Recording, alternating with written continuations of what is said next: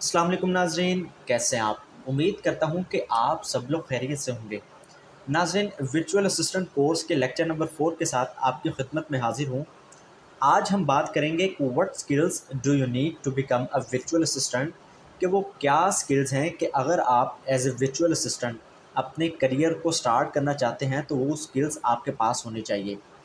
इसके अलावा मुख्तलिफ़ किस्म की सर्विसेज हैं कि जो एक वर्चुअल असिस्टेंट फ्राहम करता है, और आप जिस स्पेसिफिक स्किल में मास्टर होना चाहते हैं उसका इन्हसार भी उन सर्विसेज पर होना चाहिए कि जो आप ऑफ़र कर रहे हैं।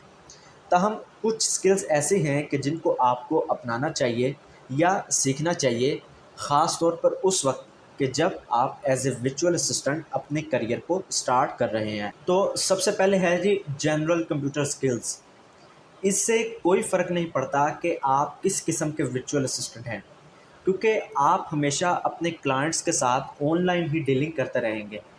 अगर आपको जनरल कंप्यूटर स्किल्स का पता है और आप कुछ सॉफ्टवेयर प्रोग्राम्स में से किसी में प्रोफिशिएंट हैं, तो ये आपके लिए चीज़ों को बहुत आसान बना देता है। तो यहाँ पे कुछ सॉफ्टवेयर प्रोग्राम्स हैं कि जिनसे आपको as a virtual assistant familiar होना चाहिए, जिसमें है जी वर्ड प्रोसेसर्स में Microsoft Word, Google documents etcetera. तो इस तरह की चीज़ें वर्ड प्रोसेसर्स में आती हैं।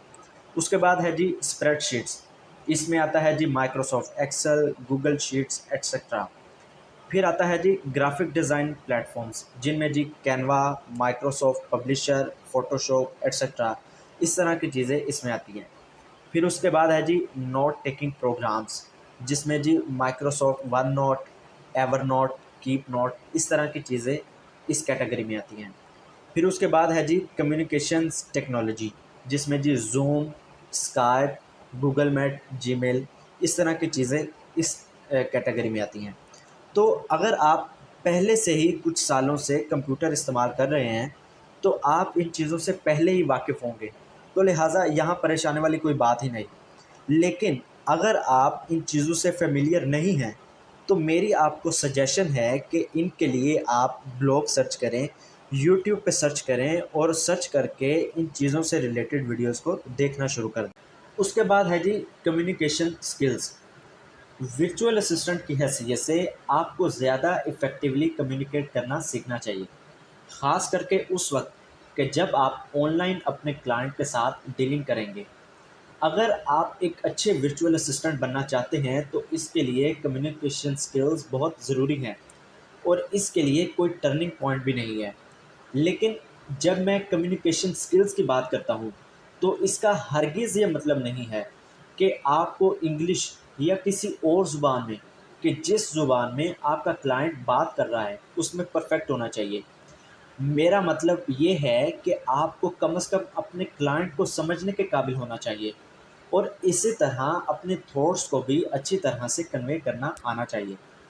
इसमें जीमेल, आउटलुक, ज़ूम और यहाँ तक कि स्काइप जैसे बेसिक कम्युनिकेशन टूल्स में भी बात करने के लिए आपको प्रोफिशिएंसी हासिल करनी चाहिए। मेरा मतलब हरगिज़ आपको डराना नहीं है, लेकिन आपको अपने आप को अच्छे तरीके से प्रेज़ेंट करना भी आना चाहिए। इसके लिए आपको लंबी चौड़ी रिक्वायरमेंट्स की हरगिज़ ज़रूरत नहीं, लेकिन अगर आप इस तरह से ख़ुद को अपने क्लाइंट के सामने प्रेज़ेंट करते हैं तो वो इस चीज़ को बहुत ज़्यादा पसंद करेगा। उसके बाद लास्ट पे है जी फ़ोकस।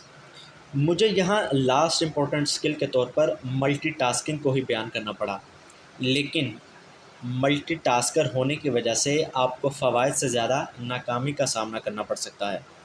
दूसरी तरफ किसी ख़ास काम पर फोकस करना आपके लिए गोल्ड है, क्योंकि ऐसा करने के काबिल होने का ये मतलब है कि आप स्पेसिफ़िक टास्क को पूरा करने के लिए अपनी मज़ीद एफ़र्ट पुट कर सकते हैं।